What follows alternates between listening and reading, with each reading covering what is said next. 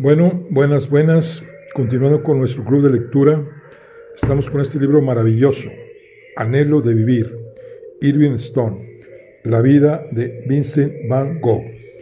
Y en la lectura pasada vimos cómo el hermano de Vincent, su hermano menor, vino, como quien dice, al rescate de este gran pintor, y a los 27 años le dijo: hermano, yo te apoyo con tus dibujos, cuenta con el dinero que necesites, yo te voy a apoyar.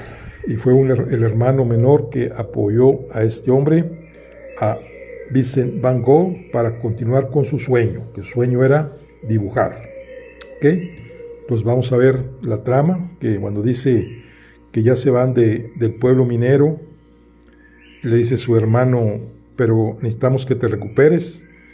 Y le dice: no, es que como diciendo, no puedo perder tiempo, vámonos ahorita mismo, que dentro de 10 minutos parte nuestro tren. Bueno, vamos a ver cómo sigue la narración, qué pasa cuando ya ellos se dicen marcharse. Entonces vamos a iniciar lo que es el libro segundo. ¿Ok? Y dice lo siguiente: libro segundo, Eten. Dice: Theo y Vincent pasaron un día en Bruselas, y luego el primero regresó a París, o sea, su hermano menor lo dejó en Bruselas. Llegaba la primavera, la campaña del Brabante estaba hermosa, y el hogar atraía a Vincent como un asilo mágico. Se compró un grueso traje rústico de terciopelo negro, igual a los usados por los trabajadores, y algunas hojas de papel de colores para dibujar, y tomó el primer tren para Eten. Ana Cornelia desaprobaba la vida que llevaba Vincent, porque sentía que le causaba más penas que felicidad, pero los motivos de desaprobación de Theodorus eran otros.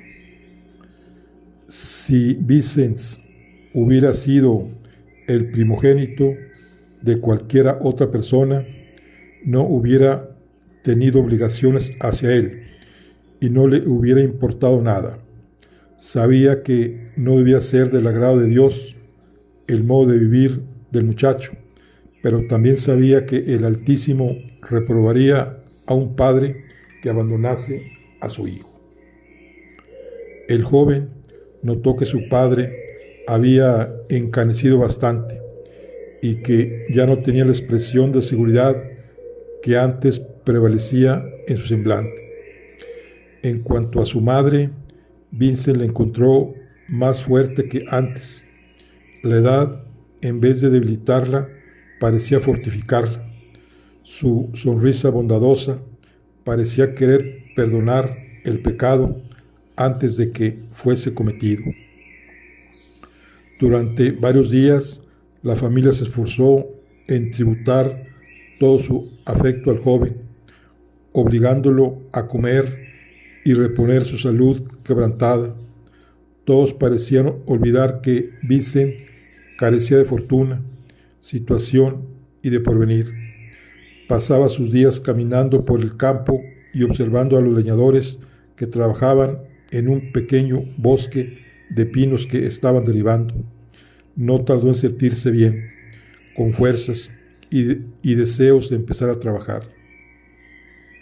Una mañana lluviosa, cuando Ana Cornelia bajó temprano a la cocina como de costumbre, se extrañó al encontrarla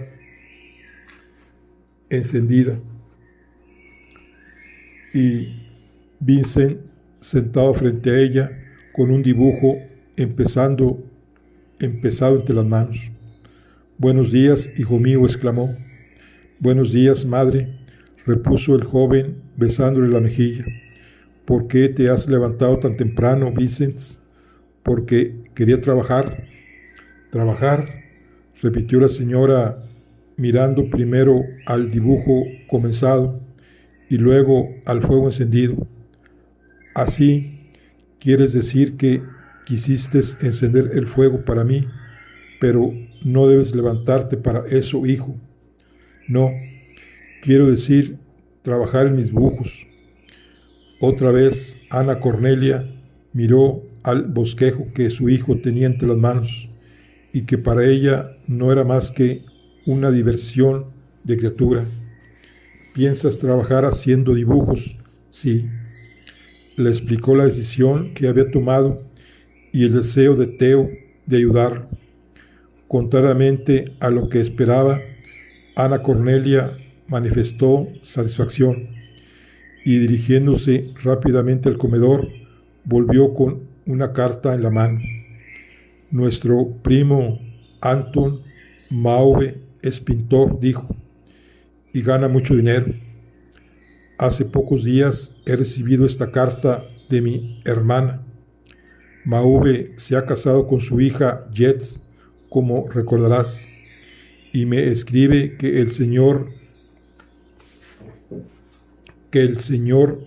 Tersteg de las galerías Gopil vende todo lo que hace.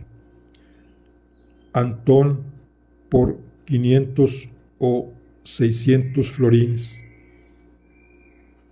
Sí, Mauve se está convirtiendo en uno de nuestros pintores más importantes, repuso Vincent. ¿Y cuánto tiempo lleva para hacer uno de esos cuadros, hijo mío? Eso depende. Algunos se hacen en unos pocos días y otros llevan años. Años, Dios mío. Permaneció un rato silenciosa y luego preguntó, ¿puedes dibujar las personas? ¿Hacer retratos? No sé. Tengo arriba algunos dibujos, te los enseñaré. Cuando volvió a bajar, su madre se había puesto su gorro blanco y estaba preparando el desayuno. Los azulejos blancos y azules de la cocina daban a la misma un aspecto de alegría. Te estoy preparando tu bizcocho de queso favorito. ¿Recuerdas? Oh, madre, sí, me acuerdo. Le echó los brazos alrededor del cuello y ella lo miró sonriendo emocionada. Vincent era su primogénito y su preferido, y su falta de felicidad constituía la única pena de su vida. El joven le enseñó los dibujos hechos de los mineros en el Voronezh. Después de observarlos un rato, la señora preguntó, «Pero Vincent, ¿qué les pasa a los rostros?» «Nada. ¿Por qué?» «Es que no tiene ninguno. Ya sé, solo me interesaba la figura, el conjunto. Pero puedes dibujar rostros también, ¿verdad? Estoy segura que habrá gran cantidad de señoras en Eten que querrán que les hagas el retrato. Podrás ganar mucho dinero. Sí, tal vez, pero tendré que esperar a que mi dibujo sea correcto». La señora, que estaba partiendo unos huevos en la sartén, se detuvo con una cáscara en cada mano. «¿Quiere decir que tienes que aprender a dibujar correctamente para poder vender tus retratos?» «No», repuso el joven mientras bosquejaba rápidamente. «Tengo que aprender a dibujar correctamente para dibujar correctamente y nada más». «Temo no comprender, hijo», contestó Ana Cornelia, volviendo a sus cacerolas. «Yo tampoco», dijo Vincent, «pero es así». Durante el desayuno, Ana Cornelia participó a su esposo de los proyectos de su hijo. Más de una vez habían discutido entre ellos el asunto del porvenir del muchacho. «¿Y podrás ganarte la vida dibujando, Vincent?», inquirió su padre. «Al principio no, pero Theo me ayudará y en cuanto haya aprendido a trabajar podré ganar dinero, al menos así lo espero. Los dibujantes en Londres y en París ganan de 10 a 15 francos por día y los que ilustran las revistas ganan más. Teodoro lanzó un suspiro de satisfacción. Al menos su hijo parecía querer abandonar la vida de perezoso que llevaba desde hacía tantos años. Espero que si comienzas ese trabajo, continuarás con él, dijo. Nunca llegarás a nada si cambias continuamente de parecer. Ya no cambiaré más, padre, le aseguró Vincent.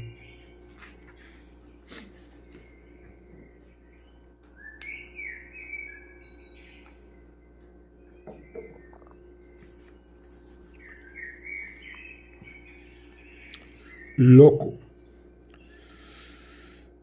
Cesó de llover y mejoró el tiempo. Vincent, con su caballete y sus implementos de dibujo, gustaba ir al campo en exploración. Le agradaba especialmente instalarse en los matorrales cerca del Chepe o bien a orillas de un bañado en el Pasiversat, donde se entretenía dibujando los néufares. Eten era una ciudad pequeña y sus habitantes lo miraban con recelo. Nunca habían visto un traje de terciopelo como el suyo y no les parecía propio que un hombre fuerte se pasase todo el día en los campos dibujando. A su modo, Vincent era cortés con los feligreses de su padre, pero estos no querían tener nada que hacer con él. Para aquel pueblo provinciano, el joven resultaba algo incomprensible. Todo en él les parecía extraño: su modo de vestir, sus modales, su barba rojiza, su pasado, su continuo trajinar por los campos y su falta de ocupación. Le tenían desconfianza y hasta miedo por el hecho de ser distinto a ellos, y sin embargo él nunca les había hecho daño y solo deseaba que lo dejaran tranquilo. Vincent no tenía la menor idea de que no agradaba a la gente aquella. Estaba empeñado en hacer un estudio del bosque de pinos que los leñadores abrían, y en el primer plano de su estudio se destacaba un gran árbol. Uno de los leñadores solía venir todos los días a mirar su trabajo y luego de un momento se retiraba riendo. Intrigado, Vincent un día le preguntó cortésmente: ¿le parece gracioso que dibuje un árbol? El hombre estalló en una carcajada. Ya lo creo, graciosísimo. Usted debe estar loco. El joven permaneció pensativo de momento y luego preguntó: ¿estaría loco si plantara un árbol? No, por cierto, contestó el leñador con toda seriedad. ¿Y si lo cuidara para que creciera y se desarrollara? Tampoco. ¿Y estaría loco si recogiera sus frutos? Pero usted se burla de mí. Y dígame, insistió Vincent, ¿estaría loco si lo cortara como usted hace? No, los árboles deben cortarse. Entonces, puedo plantar un árbol, cuidarlo, recoger el fruto y cortarlo, pero si lo dibujo, ¿estoy loco? ¿No es así? El campesino volvió a reírse. Sí, usted debe de estar loco para permanecer así, sentado, horas enteras. Todo el pueblo dice. Después de la cena, la familia Van Gogh pasaba la velada reunida alrededor de la mesa. Unos leían, otros cosían, otros escribían, y Vincent dibujaba. Su hermano menor, Cor, era un niño tranquilo que casi nunca hablaba. Ana, unas hermanas, se había casado y no vivía con ellos. Elizabeth no lo quería y simulaba ignorarlo. En cuanto a William, era simpático y accedía a posar para él cuantas veces se lo pidiese, pero sus relaciones no tenían nada espiritual. El joven trabajaba todas las noches bajo la enorme lámpara instalada en el centro de la mesa. Copiaba los estudios o bosquejos que había hecho durante el día en el campo. Teodorus lo miraba hacer y rehacer sus dibujos una docena de veces y arrojarlos siempre descontento. Finalmente, el eclesiástico, no pudiendo contenerse más, preguntó a su hijo: «Dime, ¿nunca consigues hacer bien tu dibujo?» «No», repuso Vince. «Y entonces no estarás equivocado en empeñarte en dibujar. Creo que si tuvieras talento, si tuvieras pasta de artista, harías bien esos bosquejos desde el primer momento». Vincent echó una mirada a su estudio, que representaba a un campesino inclinado sobre una bolsa que llenaba de papas. No podía conseguir el correcto movimiento del brazo de aquel hombre. «Tal vez, padre», contestó Vincent. «Lo que quiero decir es que me parece que no deberías tener necesidad de dibujar estas cosas docenas de veces. Si tuvieras habilidad natural, conseguirías hacerlo la primera vez». «La naturaleza siempre empieza por resistirse al artista, papá», repuso el joven sin dejar su lápiz. «Pero trabajaré seriamente y no me dejaré desanimar por esa resistencia. Al contrario, cuando más tenga que luchar, más me sentiré estimulado para obtener la victoria final». «No comprendo», dijo Teodorus. «El bien nunca puede provenir del mal, ni el buen trabajo del mal. Tal vez sea así en teología, pero no en arte. No puede ser».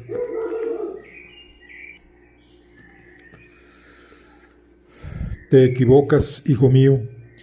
El trabajo de un artista o es bueno o es malo, y si es malo, no es un artista. Debe comprender eso desde el principio y no perder su tiempo y sus esfuerzos».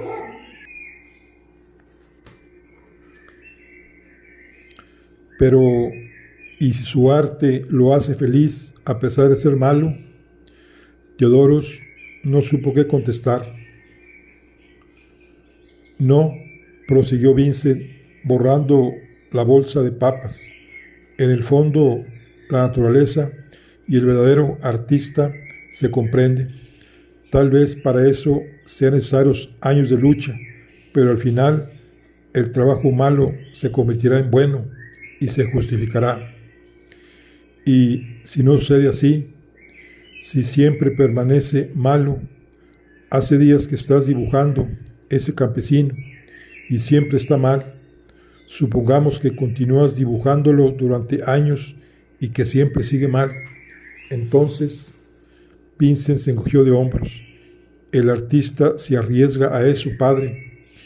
Y si ese riesgo no le proporciona recompensas». «¿Recompensas? ¿Qué recompensas?». «Dinero, posición en el mundo». Vincent clavó la vista y observó a su padre como si fuera la primera vez que lo viera. «Creí que estábamos discutiendo el arte bueno y el malo», dijo. El estudiante. Día y noche trabajaba con empeño. Si pensaba en el porvenir, era solo para desear que se aproximara el momento en que dejaría de ser una carga para Teo.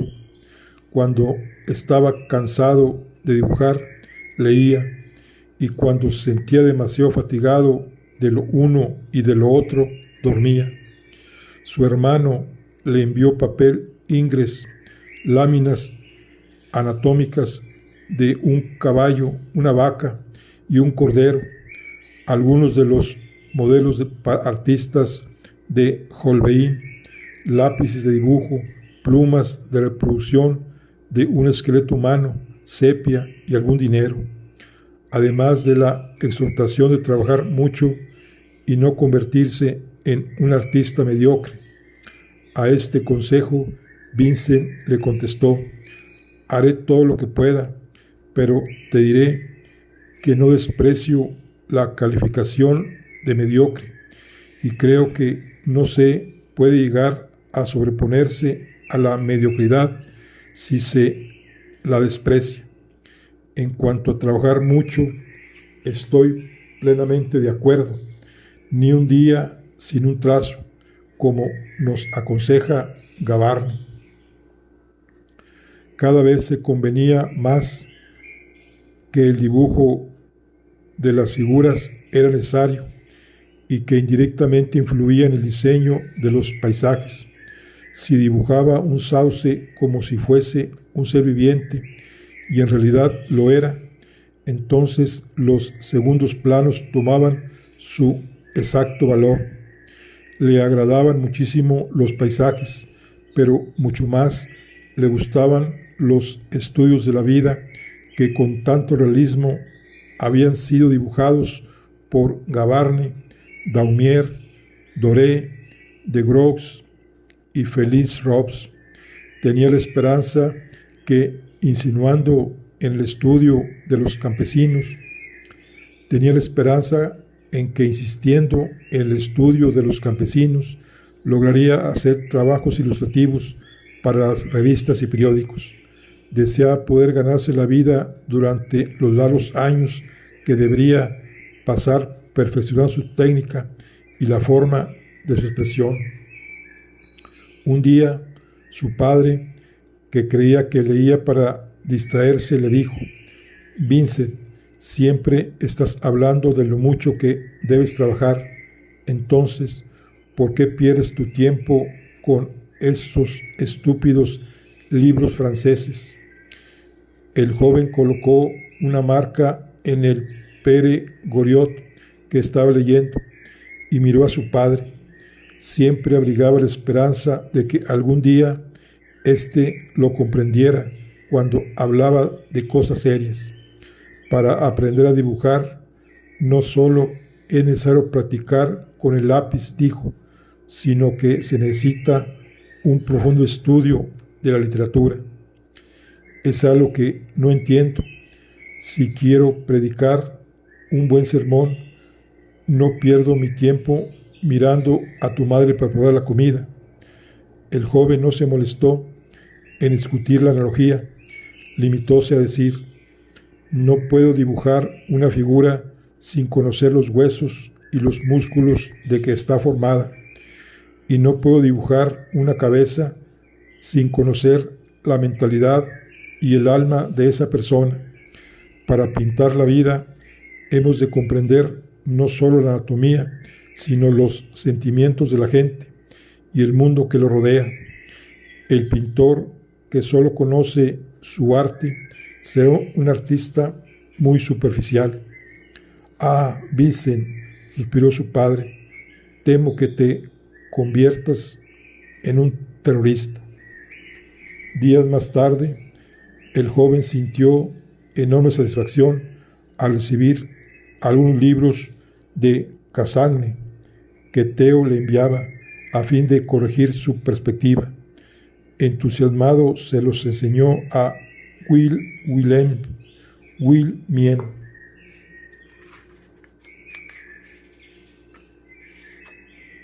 Esto me será de gran provecho para corregir mi dibujo. La joven le sonrió con los claros ojos de su madre. ¿Quieres decir, preguntó Teodoros, que desconfiaba de todo lo que venía de París, que aprenderás a dibujar leyendo libros de arte? Sí, eso es en verdad extraño. Es decir, si pongo en práctica las teorías que contienen, desgraciadamente la práctica no puede compararse con los libros. Pasaron los días y llegó el verano. Ahora ya no era la lluvia que le impedía salir, sino el calor. Dibujó a su hermana Wilhelmine sentada ante su máquina de coser. Copió por tercera vez los estudios de Barguer. Dibujó 5 veces un hombre con una azada, un becheur, cada vez en distintas posturas. 2 veces un sembrador. 2, una muchacha con una escoba. Luego, una mujer con un gorro blanco y pelando papas. Un pastor apoyado sobre su péstiga. Y finalmente, un viejo labrador, enfermo, sentado ante el fogón con la cabeza entre las manos. Campesinos, labradores, hombres y mujeres, era lo que debía dibujar constantemente, observando todo lo que perteneciera a la vida rural. Ya no se sentía impotente ante la naturaleza, y ello le procuraba una satisfacción como jamás había conocido. La gente del pueblo continuaba considerándolo raro y lo mantenían a distancia, a pesar de que su madre, Wilmien, y su padre, también a su modo, le profesaban cariño y afecto en el fondo de su ser, donde nadie en Eten podía penetrar. Se sentía terriblemente solo. Los campesinos poco a poco se tornaban más amables y comenzaban a confiar en él. Vincent encontraba que su simplicidad tenía cierta homogeneidad con el suelo que trabajaban y trataba de captar ese sentimiento en sus dibujos. A menudo, en sus bosquejos, el campesino se confundía con la tierra. El joven no comprendía cómo llegaba a dibujar de ese modo, pero sentía que estaba bien. No puede haber línea de separación entre ambos, dijo una noche a su madre, que le pedía explicaciones. Se pertenecerán el uno al otro, están hechos de la misma materia y de idéntica esencia. Un día, Ana Cornelia, deseosa de contribuir al éxito de su hijo, le dijo: Vincent, ¿podrás volver esta tarde a las 2? Quisiera que me acompañaras a un té. Su hijo la miró atónito. Pero mamá, no puedo perder mi tiempo en esa forma. ¿Y por qué perderías tu tiempo yendo a una reunión así? Porque en un té no hay nada para pintar. He ahí donde te equivocas. Todas las señoras de importancia de Eten estarán ahí. El joven hizo un esfuerzo para serenarse y buscando sus palabras trató de explicar a su madre lo que quería decir. Esas señoras no poseen carácter, mamá. No digas disparates. Todas son buenísimas. Tienen un carácter magnífico y nadie puede decir nada contra ellas. No, ya sé. Lo que quiero decir es que sus vidas están cortadas por el mismo molde y que todas se parecen. Pues te aseguro que yo las distingo perfectamente. Sí, pero sus vidas transcurren tan cómodamente que no tienen nada interesante reflejado en su semblante. No sé lo que quieres decir. Dibujas todo campesino que encuentras en el campo. ¿Qué provecho te reportará eso? Son pobres y no podrán comprarte nada. En cambio, las señoras de la ciudad te pagarían por sus retratos. Vince la rodeó afectuosamente con los brazos. Esos ojos azules tan límpidos, tan profundos y tan cariñosos, ¿por qué no comprendía? Querido, díjole con tranquilidad, te ruego tengas un poco de fe en mí. Sé cómo debo trabajar y si me das tiempo triunfaré.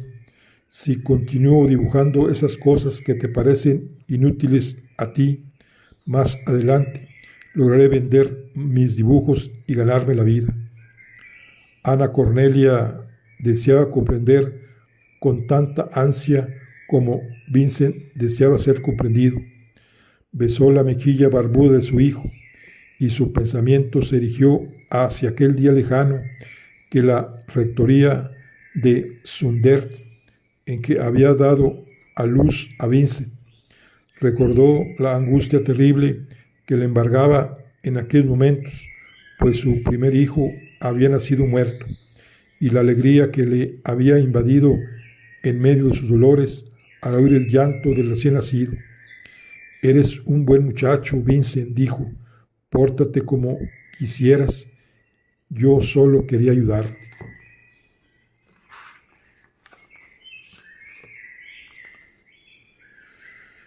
En lugar de ir a trabajar en el campo, ese día el joven pidió a Piet Kaufmann, el jardinero, que posara para él. Después de discutir un rato, lo persuadió.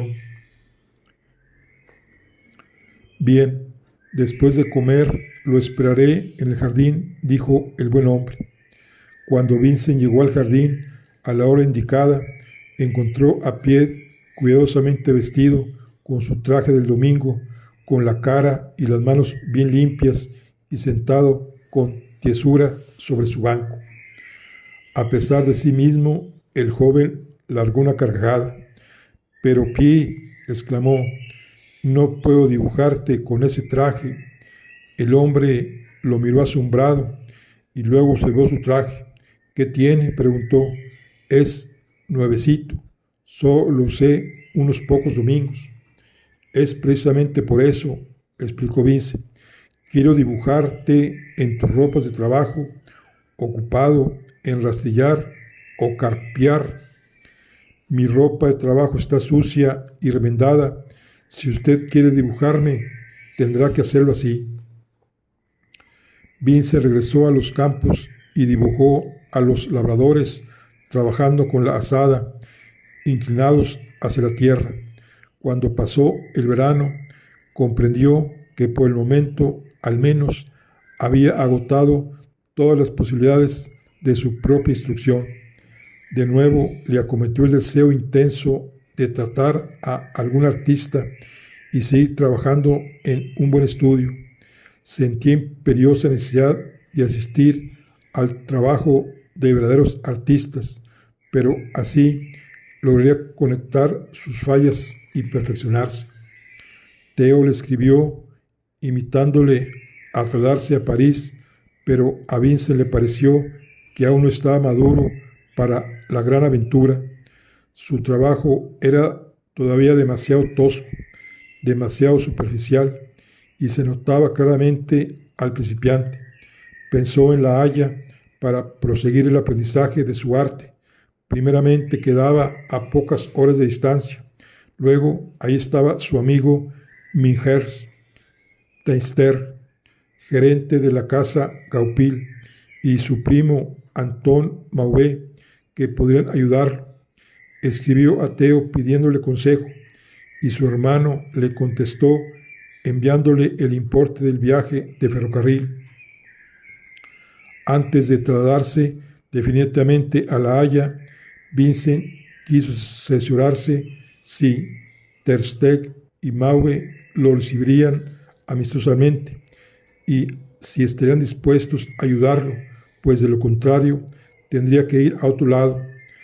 Envolvió todos sus dibujos cuidadosamente, puso una muda de ropa en su valija y partió para la capital de su país, meta de todos los jóvenes artistas provincianos de Holanda.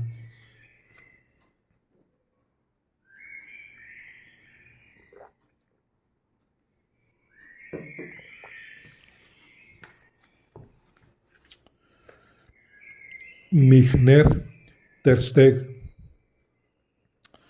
Minger Gisbert Ter Steg era el fundador de la Escuela de Pintura de La Haya y el más importante comerciante en objetos de arte de Holanda. De todo el país acudían a pedirle consejo los que querían comprar pinturas, y si Minger Ter Steg decía que una tela era buena, su opinión no se discutía. Cuando Minger Tersteeg reemplazó al tío Vincent van Gogh como gerente de las galerías Goupil, los jóvenes artistas holandeses se hallaban disseminados por todo el país. Anton Mauve y Joseph vivían en Ámsterdam, Jacobo y Williams Maris estaban en provincia, y Joseph Israels, Johannes Bosboom y Blomers no tenían residencia fija.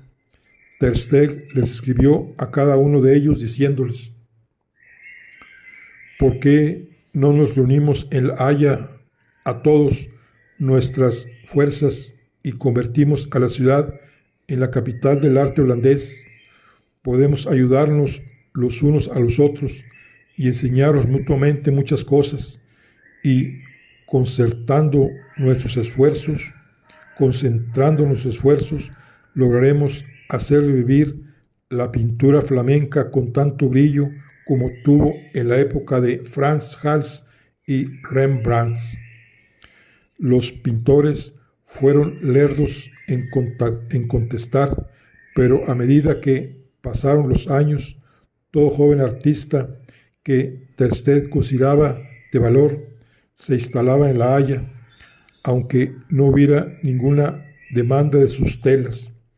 Tersteeg presentía el valor de los jóvenes artistas y compró cuadros de Israels, Mauve y Jacob Maris 6 años antes de que el público se interesara por ellos. Año tras año compraba pacientemente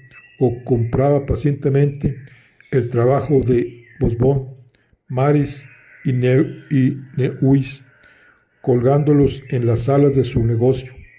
Comprendía que estos jóvenes necesitaban ayuda mientras luchaban para conseguir su perfección, y si el público holandés era tan ciego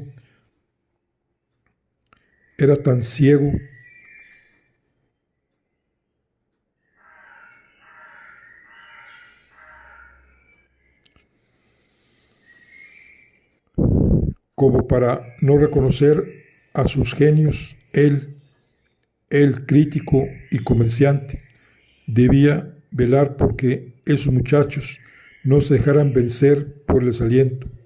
Compraba sus telas, criticaba su trabajo, los ponía en contacto entre sí y los estimulaba durante los primeros años, siempre difíciles. Día tras día luchaba para educar al público holandés, pues para abrirle los ojos a la belleza y expresión de sus compatriotas. Cuando Vincent fue a visitarlo a La Haya, ya habían triunfado Mauve, Neuys, Israels, Jacobo y Williams Maris, Bosboom y Blomers. No solo vendían todo lo que pintaban a altos precios, sino que se hallaban en camino de convertirse en clásicos. Minger Tersteeg era un hermoso ejemplar de la raza holandesa. Tenía rasgos fuertes y prominentes, frente alta, cabello castaño, echado para atrás, hermosa barba y ojos claros y cristalinos. Vestía levita negra cruzada, pantalones a rayas, cuello alto y corbata negra anudada. Tersteeg siempre había sido amable con Vincent, y cuando este último fue transferido a La Haya, a la sucursal de Londres de la casa Goupil, le había entregado una calurosa recomendación para el gerente inglés. También había enviado al Borinage los ejercicios Aufusens y el curso de dibujo de Barguet, pues sabía que le serían de utilidad. Mientras las galerías Goupil de La Haya pertenecieran al tío Vincent van Gogh, Vincent tuvo todas las razones del mundo para creer que Ter Steg simpatizaba con él por sí mismo. La casa Goupil estaba en el número 20 de Platz, en el barrio más aristocrático de La Haya, a pocos pasos del castillo de San Graven-Ach, con su patio medieval y su hermoso lago, y no lejos del Mauritius, donde se hallaba colgadas las obras de Rubens, Hals, Rembrandt y demás maestros flamencos.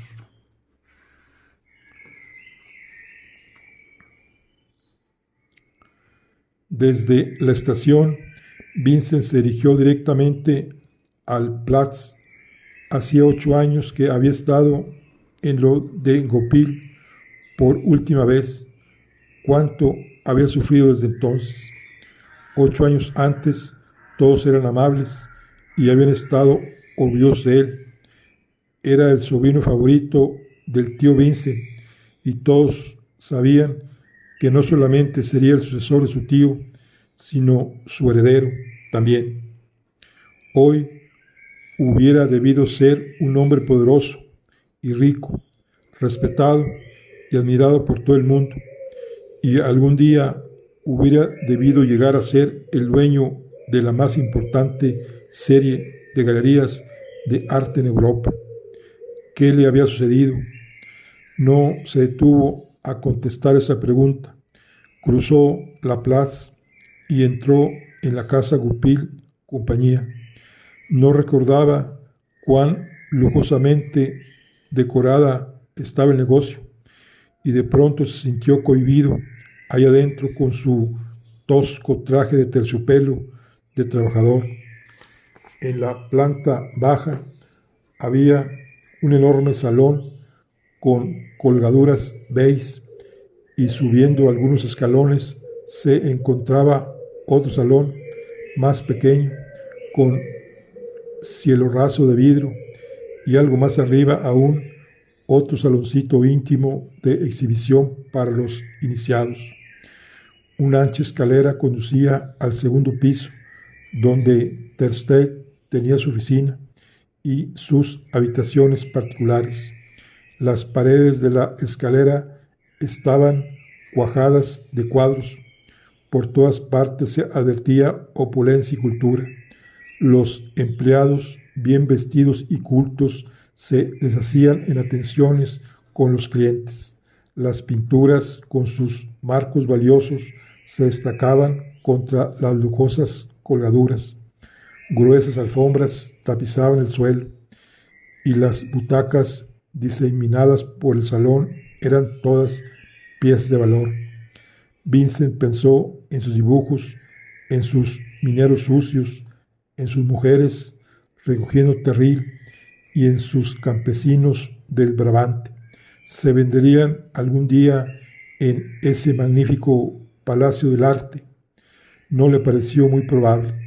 Se quedó en admiración ante una cabeza de carnero pintada por Mauve, y los empleados, viéndolo tan mal vestido, ni se molestaron en preguntarle si deseaba algo.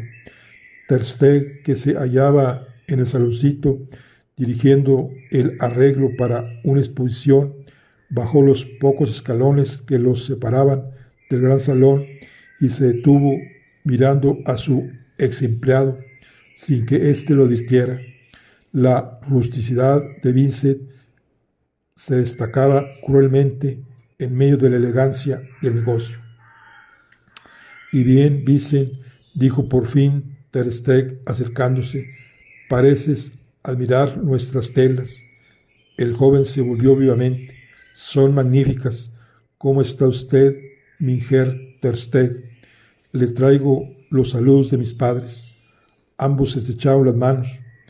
«Parece estar usted muy bien, mi Herr, aún mejor que la última vez que lo vi». «Sí, sí, la vida no me trata mal, Vincent, y no me deja envejecer. ¿Quieres venir a mi oficina?» El joven lo siguió por la ancha escalera, tropezando a cada instante, pues no podía quitar los ojos de las obras de arte colgadas en la pared. Era la primera vez que veía buena pintura desde aquellas breves horas pasadas en Bruselas con Theo. Ter Steg abrió la puerta de su oficina y lo hizo pasar. «Siéntate, Vincent». El joven, que había estado mirando embobado un cuadro de Weiss Bruch, tomó asiento pesadamente sobre un sillón y depositó su paquete en el suelo. Luego, volviéndolo a tomar, se acercó torpemente al lujoso escritorio ante el cual se hallaba sentado Ter Steg. «Le traigo los libros que usted tuvo la bondad de prestarme, mi Herr Ter Steg». Abrió su paquete, puso a un lado una camisa y un par de medias y tomó el volumen de los ejercicios Aufusseins. «He trabajado mucho con estos dibujos y usted me ha hecho un gran servicio prestándomelos». «Enséñame tus trabajos», dijo Ter Steg, yendo al grano. Vincent empezó a buscar entre la pila de dibujos que traía y extrajo la primera serie de copias hechas en el Borinage. Ter Steg los estudió en profundo silencio y luego Vincent le enseñó las copias que había hecho al llegar a Aten. El crítico solo emitió un gruñido sordo, pero nada más. Entonces el joven se apresuró en mostrarle la tercera serie de copias que había terminado poco antes de salir de su casa. Ter Steg pareció interesarse. «La línea es mejor», dijo sin vacilar, «y el sombreado me agrada. Casi está bien». Vincent lo miraba ansioso mientras seguía estudiando los dibujos. «Sí, Vincent», dijo Ter Steg, «has progresado algo, no mucho, pero algo. Cuando vi tus primeros dibujos, temí que... pero tu trabajo demuestra que has estado luchando». «Luchando», repitió el joven. «¿Le parece que no hay ningún arte en él?» En cuanto terminó de pronunciar la frase, la lamentó. No hubiera debido hacer semejante pregunta. «¿No te parece que aún es demasiado temprano para hablar de arte, Vincent?» Sí. Le traje también algún croquis originales. Desea verlos». Vincent le presentó algunas de sus dibujos de mineros y campesinos. Ter Steg guardó profundo silencio, un silencio que era famoso en toda Holanda y que presagiaba malas noticias. Ter Steg miró todos los dibujos sin omitir el más leve gruñido. Vincent se sentía desfallecer. Después de un momento, el crítico dejó los dibujos sobre la mesa y dirigió su mirada hacia la ventana. Vincent sabía por experiencia que si él no hablaba primero, ese silencio sería eterno. «Usted no nota ningún adelanto en mis dibujos. No cree que los de Brabante son mejores que los de Borinage». «Son mejores», contestó Ter Steg mirándolo, «pero no son buenos. Hay algo fundamentalmente malo en ellos, pero no puedo decir lo que es. Creo que deberías continuar copiando y dejar el trabajo del natural para más adelante. Debes conseguir más dominio de las bases del dibujo antes de trabajar del natural. Quisiera permanecer en La Haya para estudiar. ¿Le parece acertado?» Ter Steg no deseaba asumir responsabilidades hacia Vincent, pues su situación le parecía extraña. «La Haya es un lugar agradable», dijo. «Tenemos buenas exposiciones y un núcleo de pintores jóvenes, pero no puedo asegurarte que para estudiar sea mejor que en Amberes, París o Bruselas». Cuando Vincent partió, no estaba del todo desalentado. Ter Steg había notado algún progreso en su trabajo y su opinión era la más calificada de toda Holanda. Sabía que sus dibujos del natural no eran buenos, pero esperaba vencer todas las dificultades a fuerza de perseverancia en el trabajo. Anton Mauvais.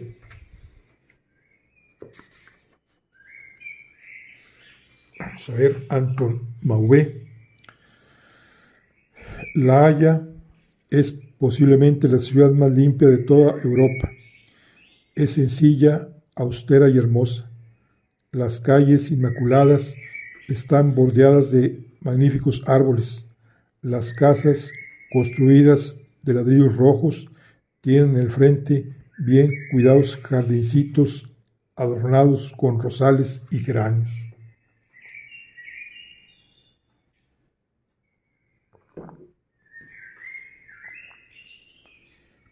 Muchos años antes, La Haya había adoptado como emblema oficial a la cigüeña y desde entonces por todos lados se veía ahí prosperar a la simpática avecilla.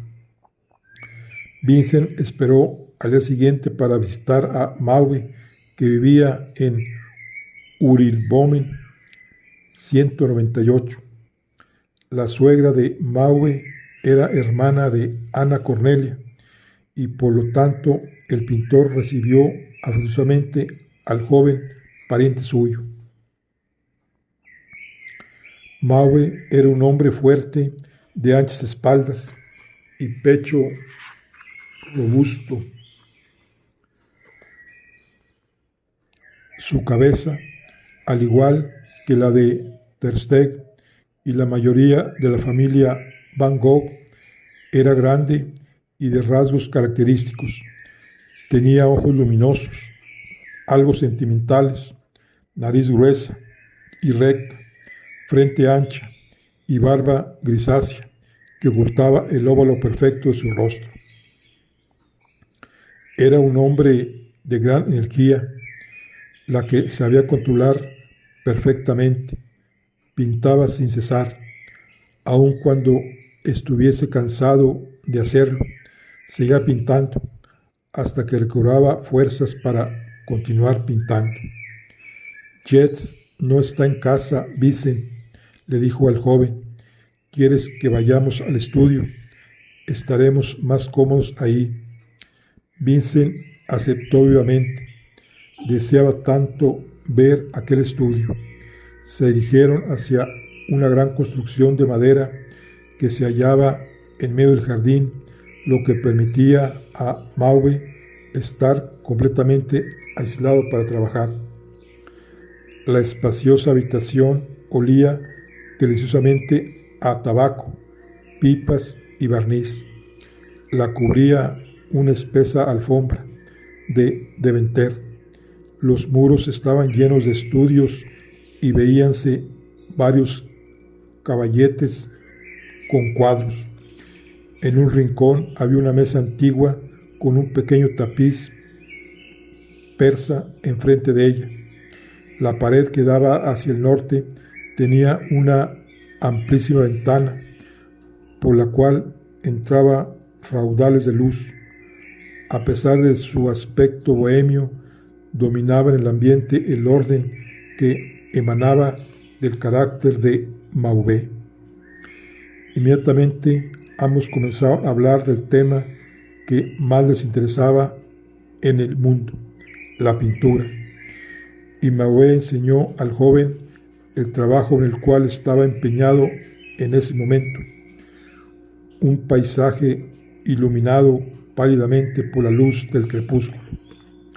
Cuando llegó la esposa de Mauvais, insistió en que Vincent se quedara a comer. Después de la comida, el joven sentóse ante la chimenea con los niños y comenzó a pensar cuán agradable sería si tuviese un lugar propio con una amante esposa que creyese en él e hijos para quienes serían todo el universo. Llegaría para él algún día ese momento feliz. Los dos hombres no tardaron en regresar al estudio con sus pipas bien llenas. Vince sacó sus copias del paquete y se las enseñó a Mauvais. Este las examinó con su experto ojo de profesional. Como ejercicio no están mal, pero carecen de importancia. Estuviste copiando como un escolar. La obra creadora ha sido hecha para otros. Creí que me serviría para sentir las cosas. Nada de eso. Hay que crear y no imitar. No tienes algún dibujo propio. Recordando las palabras de Ter Stegen, el joven no sabía si mostrárselos o no al artista.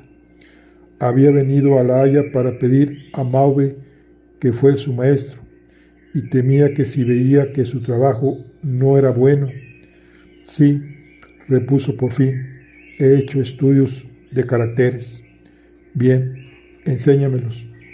Tengo algunos croquis de los mineros de Borins y de los campesinos de Brabant.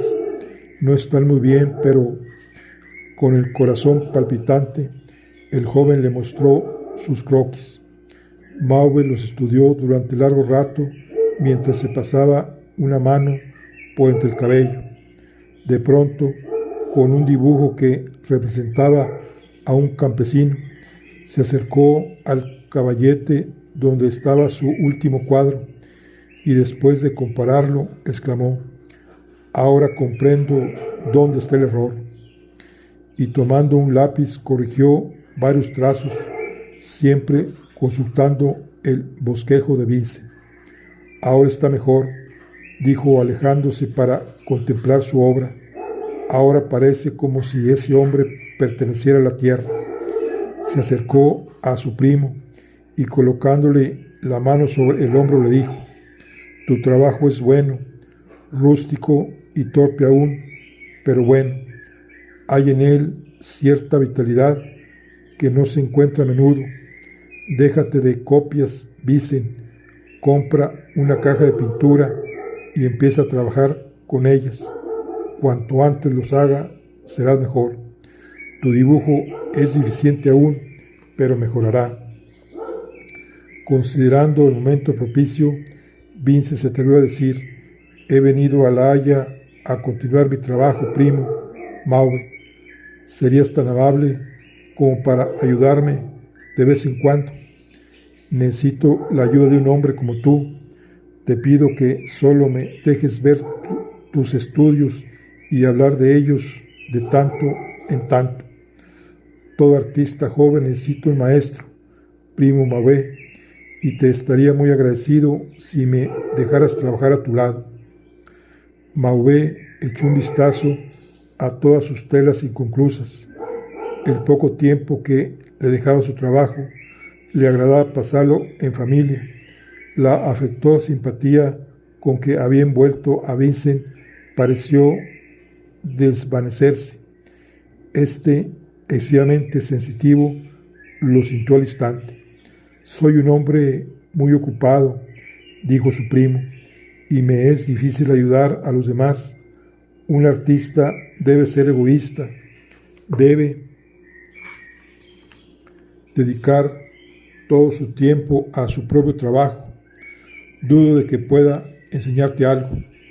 No pido mucho, insistió Vince, solo que me dejes trabajar aquí y mirarte cuando pintas, y de vez en cuando podrías indicarme algún error en mis dibujos. Eso es todo.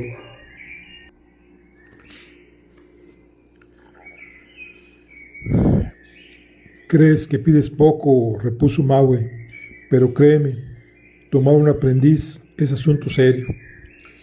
Te prometo no ser ninguna carga para ti, insistió el joven. Mauvais reflexionó largo rato. Siempre se había opuesto a tomar un aprendiz. Le desagradaba tener gente a su lado mientras trabajaba. No le gustaba hablar de sus creaciones y siempre había tenido disgustos cuando había querido ayudar a principiantes. No obstante, Vincent era primo suyo. El tío Vincent Van Gogh y las galerías Goupil le compraban todas sus obras, y además había algo tan vehemente en el pedido del muchacho, tanta pasión, la misma pasión que había notado en sus dibujos, que se dejó vencer. Bien, dijo por fin, probaremos. Oh, primo Maue, pero ten por entendido que no te prometo nada concreto. Cuando te instales en La Haya, ven aquí y trataremos de ayudarnos mutuamente. Ahora voy a pasar una temporada en Drenthe, así que te espero a principios del invierno. Magnífico. Justamente pensaba venir para esa época. Necesito aún de unos meses de trabajo en el barbante.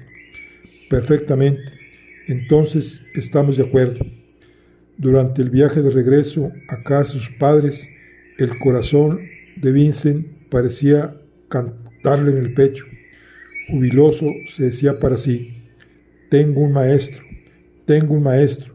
Dentro de pocos meses estudiaré con un gran pintor y aprenderé a pintar. ¿Cuánto estudiaré durante estos meses para demostrar que he hecho progresos? Cuando llegó a Etten, encontró ahí a su prima Kay Voss. Bueno, muy bien. Aquí estamos con nuestro libro de La vida de Vincent Van Gogh, Anhelo de vivir, de Irving Stone. Estamos en nuestro club de lectura. Hoy llegamos a su parte. Al día de hoy terminamos con nuestra parte de hoy. Nos vemos en la siguiente. Hasta luego.